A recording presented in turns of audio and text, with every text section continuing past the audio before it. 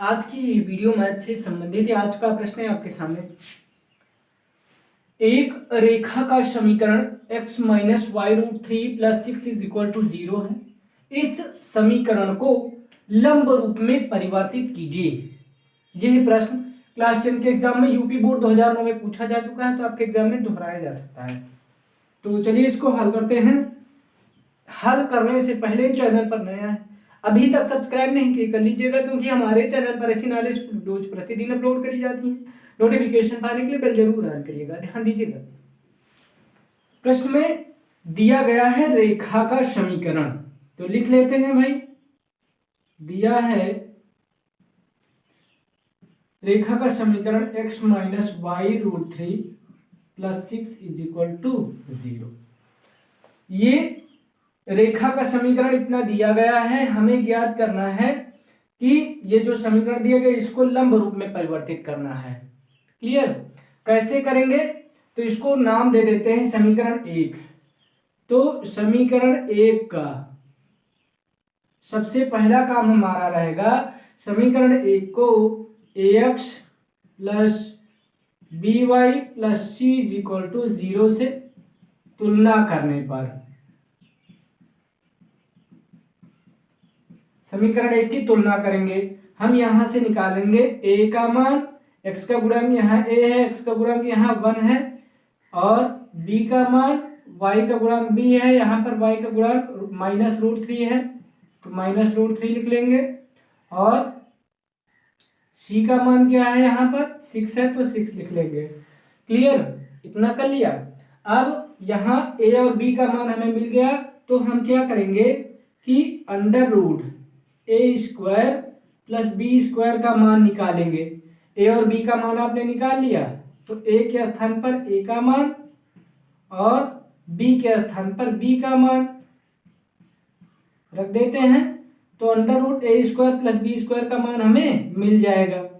1 का स्क्वायर करेंगे 1 आएगा, प्लस माइनस के रूट थ्री का स्क्वायर करेंगे तो क्या आएगा 3 आ जाएगा, तो अंडर रूट 4 आ गया। इसका मतलब कितना आ जाएगा 2 आ जाएगा।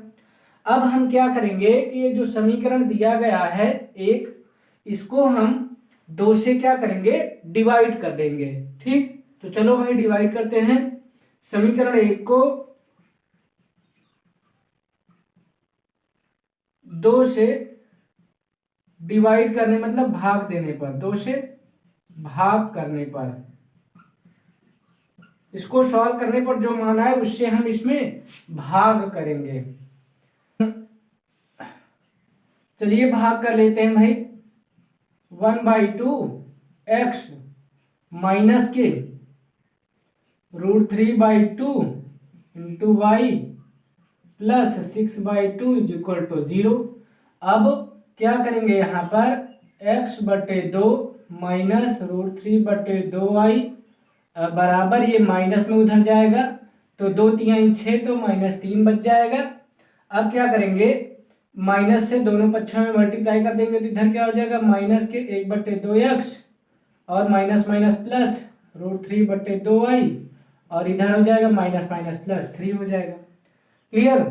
अब क्या करेंगे भाई, हम यहाँ पर -1/2 किसका मान है, हमें इसको x cos alpha plus y sin alpha is equal to p के रूप में हमें करना है इसको।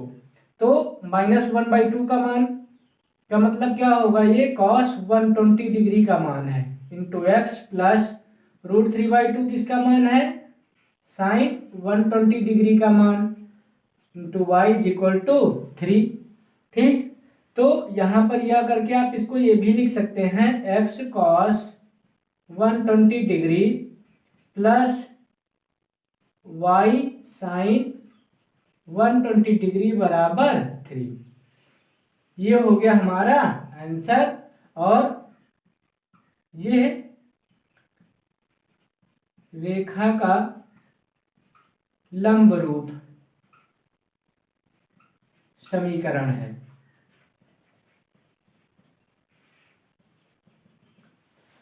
ठीक है, मतलब ये मूल समीकरण है, लंब रूप समीकरण का ये मूल समीकरण है, X cos alpha plus Y sine alpha बराबर पी। तो इसी रूप में हमें इसको लाना है। तो यही हमारा आंसर हो जाएगा। आई होप कि आपकी समझ में आ गया होगा। आज की इस वीडियो में इतना ही। चैनल पर नया आए हैं अभी तक सब्सक्राइब नहीं किए कर लीजिएगा, क्योंकि हमारे चैनल पर ऐसी नॉलेज रोज प्रतिदिन अपलोड करी जाती है। नोटिफिकेशन पाने के लिए बेल जरूर ऑन करिएगा।